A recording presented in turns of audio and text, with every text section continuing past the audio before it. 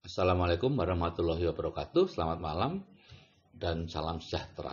Bapak Ibu, saya akan menyampaikan mengenai train entrepreneur. Ada 3 pilihan dalam menjalani hidup, Bapak Ibu. Yang pertama adalah bekerja sementara, bisa 2-5 tahun, 10-15 tahun. Kemudian pensiun kaya dan makmur atau makmur, gitu ya. Kaya itu berarti punya penghasilan pasif yang lebih besar dari biaya hidupnya. Nah, yang kedua, pilihannya adalah bekerja mencari nafkah 30-40 tahun, kemudian pensiun dengan tanda tanya. Dan yang ketiga, bekerja mencari nafkah sampai akhir hayat, selama 40-60 tahun.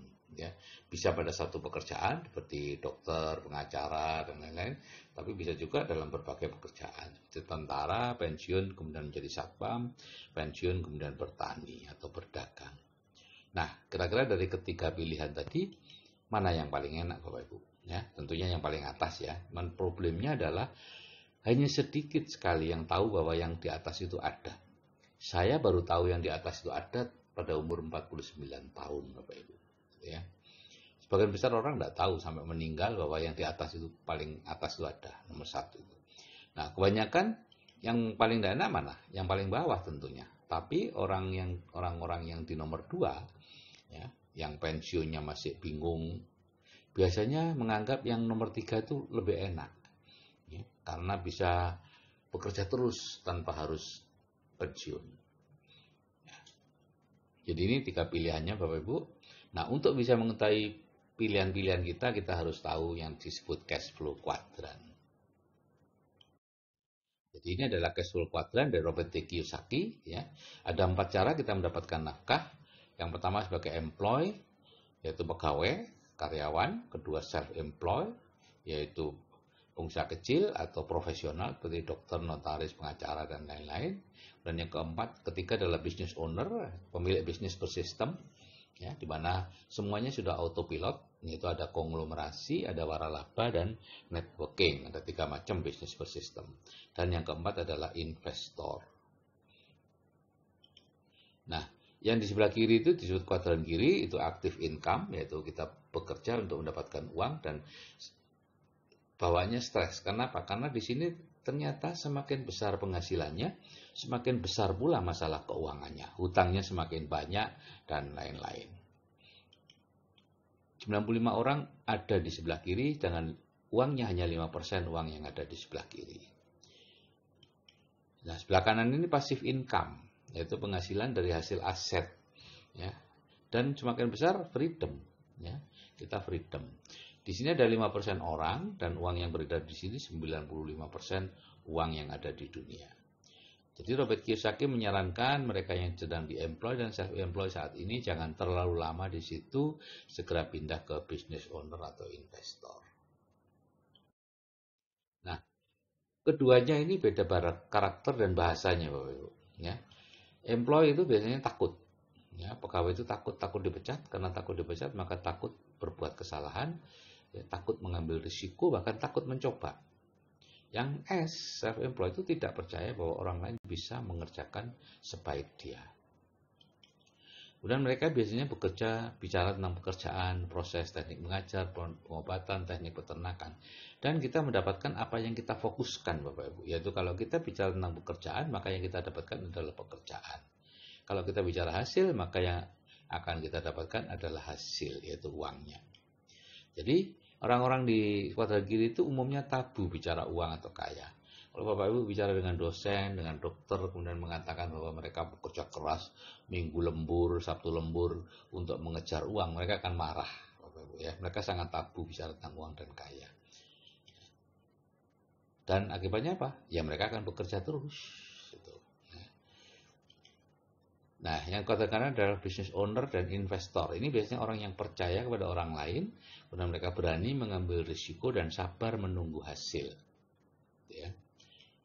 Nah, mereka selalu bicara uang dan hasil, cash flow, penghasilan, omset, keuntungan, cita-cita, harapan, visi, ya. Itu semuanya adalah mengenai uang dan apa yang ada di balik uang. Akibatnya apa, Bapak Ibu? Kalau di kuadran kiri umumnya numpuk harta, numpuk beban, yang menyebabkan mereka semakin miskin, yaitu rumah, mobil, dan lain-lain ya. Anda lihat di buku di kecerdasan finansial. Sedangkan uangnya itu ke kanan, Bapak Ibu ya, ke kanan. Jadi yang kanan ini numpuk uang. Ya. Nah ini Bapak Ibu, beda karakter dan bahasa. Mereka tidak bisa nyebrang seperti ada hambatan gitu ya. Orang-orang kuadran kiri mau ke kuadran kanan tuh tidak bisa. Ya.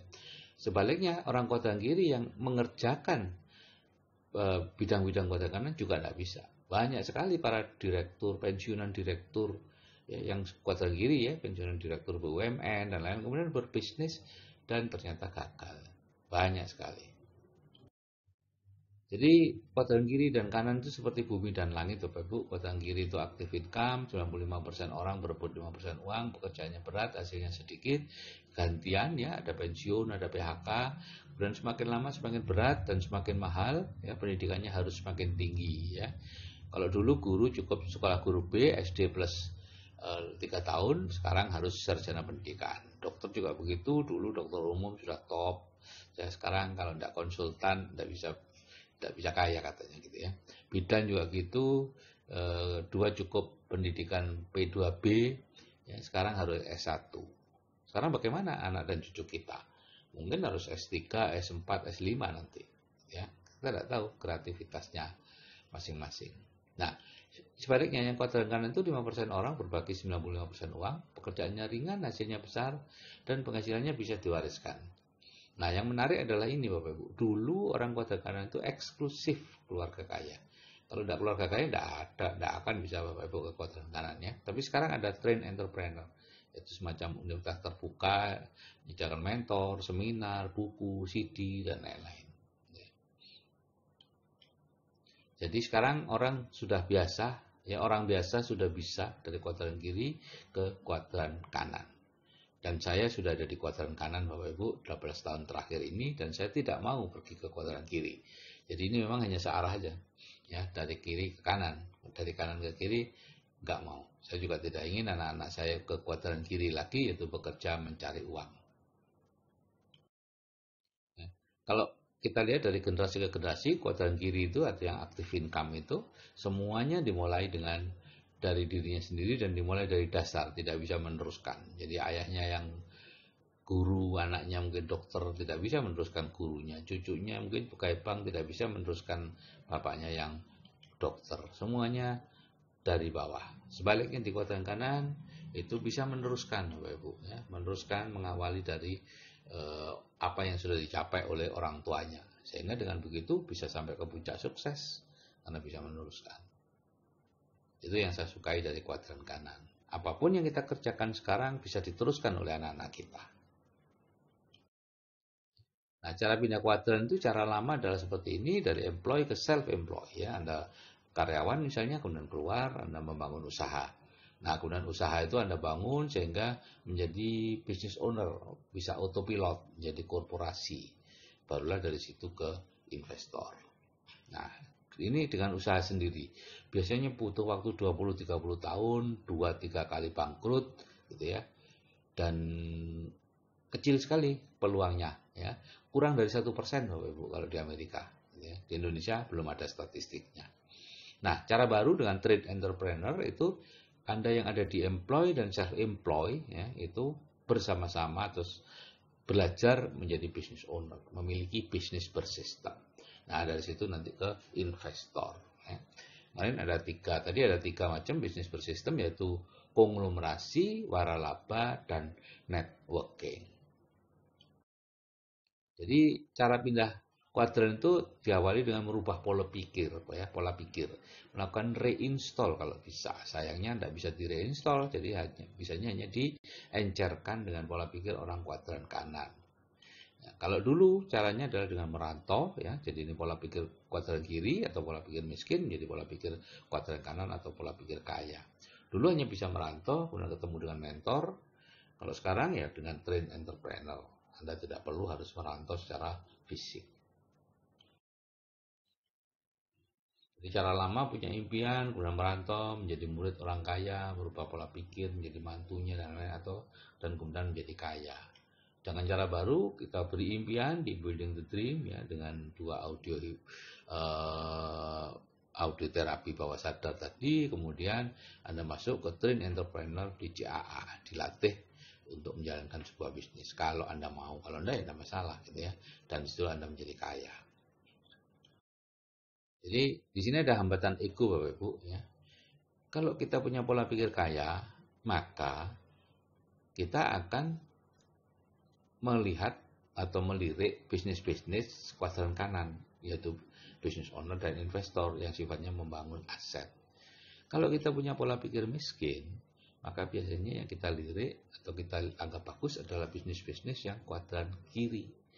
Jadi kalau kita miskin kemudian ingin memiliki bisnis kuadran kanan, tidak bisa, ya, tidak mungkin. Bisa aja tertarik sebentar, tapi setelah itu Anda tidak mungkin mengerjakan terus karena tidak kuat dengan penolakan-penolakan dari pikiran bawah sadar Anda sendiri. Gitu ya. Jadi harus dibuat dulu pola pikir miskin, dibuat kaya dulu. Kemudian baru bisa mengerjakan bisnis kuadran kanan, yaitu membangun aset. Nah, jadi Train Entrepreneur itu apa? Menurut buku Business School ya ada 3 macam entrepreneur, yaitu born entrepreneur atau entrepreneur yang dilahirkan karena lahir di kuadran kanan, lahir di tengah-tengah orang kaya. Kemudian forced entrepreneur atau ya ini karena usaha sendiri ya, atau accident entrepreneur ya, karena kecelakaan tidak diterima sebagai pegawai dan lain-lain ya. Ini di Amerika Serikat keberhasilannya kurang dari 1%. Dan yang ketiga adalah train entrepreneur, yaitu entrepreneur yang memang dilatih. Ya, dilatih dengan seminar, buku, CD, kemudian membangun bisnis networking. Ya. Karena disitulah bisnis networking yang baik adalah satu-satunya. Ini menurut Robert Kiyosaki ya, bukan menurut saya ya. Saya hanya membacakan aja, adalah satu-satunya kesempatan bagi orang-orang yang tidak punya uang, tidak punya modal, tidak punya keahlian bisnis, dan tidak punya waktu yang cukup. Misalnya umurnya sudah 40-an, 30-an, dan lain-lain ya. Satu-satunya ada dengan bisnis networking kalau Anda ingin bebas finansial dan bebas waktu di kuadran kanan. Nah, kunci daripada Train Entrepreneur adalah leadership seminar ya. Setelah Bapak Ibu mendengarkan audio terapi bawah sadar, kemudian Bapak Ibu perlu ke leadership seminar untuk mendengarkan atau melihat sendiri bagaimana orang-orangnya. Nah, dari situ kemudian akan muncul ide-ide apakah Bapak Ibu memang akan membangun pipa 50 tahun ya dengan investasi dan lain-lain, atau mau cepat membangun pipa 5 tahun dengan menjalankan bisnis networking. Ini setiap orang beda-beda. Ya. Jadi leadership seminar itu diadakan 3 kali setahun di 5 kota, Jakarta, Medan, Surabaya, dan Pasar, dan Makassar. Di situ yang berbicara adalah orang-orang yang sudah berpenghasilan pasif 100 juta lebih. Dan di situ yang kita perlukan bahwa kita perlu role model yang mana bahwa memang ada orang-orangnya. Ya, kita mendengarkan audio terapi bawah sadar itu untuk meningkatkan plafon rezeki menjadi 100 juta sebulan, tapi kita perlu melakukan internalisasi dengan cara melihat orang-orang yang sudah berhasil di situ. Ada 12 hal yang dipelajari ya, team building, time management, goal setting, people skill, communication skill, leadership skill, dan sebagainya. Ya, ini tidak terlalu penting karena ini di buku-buku juga banyak gitu ya. Tapi yang paling penting adalah ke-12 hal ini bisa diterapkan atau bisa diajarkan, dilatih di bisnis networking yang baik. Kenapa leadership seminar itu berharga? Ya, karena sebagian besar orang sekarang ini terjebak dalam rutinitas ya, yang sudah bertahun-tahun akut, sudah kronis ya, tidak bisa keluar lagi ya. Dibuat P7 pergi pagi pulang petang, penghasilan pas-pasan ya, tidak bisa keluar, tidak berani ambil risiko. Tapi di satu sisi ada kotak impian yang sangat didambakan semua orang. Tapi bagaimana keluar dari hutan dan menuju ke sana? Kita tidak tahu jalannya. Leadership seminar itu ibarat helikopter yang mengangkat kita naik supaya bisa melihat medan. Nah, kemudian di sana kita lihat ya orang-orang yang sudah berhasil, jalan-jalan tikusnya ya, bagaimana kehidupan orang-orang tadi dan seterusnya. Dan itu membuat kita merasa bahwa oh saya bisa. Nah, itu Bapak Ibu yang paling dibutuhkan. yaitu perasaan bahwa Bapak Ibu bisa. Kalau itu sudah muncul, kepercayaan itu sudah muncul, maka Bapak Ibu juga akan bisa. Ya, jadi kemudian diturunkan lagi, yes, aku bisa. Gitu ya. Anda punya harapan, punya kepercayaan, keyakinan, dan hasrat untuk menuju kota impian Anda. Nah, bagaimana caranya? Anda sudah tahu dari leadership seminar. Gitu ya. Pastikan hadir di LS. Investasinya 600.000 untuk seminar 2 hari, ya seminarnya biasanya hari Sabtu dan hari Minggu. Sabtu itu mulai siang hari, kemudian ada istirahat jam 6 untuk isoma, dilanjutkan jam 7 ya, setengah 6 ada istirahat, dilanjutkan jam 7, berlanjut sampai setengah 10 malam di malam Minggu. Kemudian hari Minggu mulai jam 1 sampai jam setengah 4 ya. Jadi 600.000 ini sangat murah Bapak Ibu untuk bisa keluar dari hutan rutinitas dan segera menuju kota impian Anda. Bapak Ibu, kalau Anda merasa eman dengan 600.000 untuk hadir di sebuah leadership seminar yang bisa membuat Anda berubah, kira-kira sampai kapan Anda eman-eman atau merasa 600.000 itu uang besar? Sampai kapan Anda mau tidak punya uang? Ini adalah kesempatan untuk berubah. Kalau Anda mungkin tidak punya waktu, sampai kapan Anda tidak punya waktu? Ini ada kesempatan untuk berubah. Oke Bapak Ibu, kalau orang belajar bisnis atau belajar investasi itu seperti belajar terbang. Yaitu turun dulu, baru naik. Ya. Jadi tidak ada ceritanya Anda bekerja langsung dapat uang. Nah itu namanya bukan investasi, bukan bisnis, tapi itu pekerjaan. Oke Bapak Ibu, ya. Kalau Anda ingin kaya sejati, ya, ini cepat aja ya. Tidak ingin kaya sejati berarti ya melakukan ini karyawan, pebisnis kecil dan lain-lain. Kalau Anda ingin kaya sejati, maka tinggal punya uang apa enggak. Kalau dia punya uang, oke. Anda jadi investor atau waralaba tidak punya uang, ya sudah Anda tanya usianya kurang dari 30 tahun atau enggak. Kalau kurang dari 30 tahun, maka Anda silakan membangun bisnis konglomerasi dan networking ya, membangun bisnis biasa, kemudian membuatnya autopilot atau membangun bisnis networking. Tapi kalau Anda usianya lebih dari 3 tahun, 30 tahun, maka tidak ada tempat selain bisnis networking. Dan saya dulu menolaknya ya. Sangat saya tolak karena saya memenuhi semua persyaratan untuk bisa menjalankan bisnis atau harus menjalankan networking, tapi saya tidak mau. Oke Bapak Ibu, jika saya yang sudah berumur saja bisa berubah dan menjalankan train entrepreneur, Anda juga pasti bisa. Oke, saya akhiri sekian. Wassalamualaikum warahmatullahi wabarakatuh. Selamat malam dan salam sejahtera.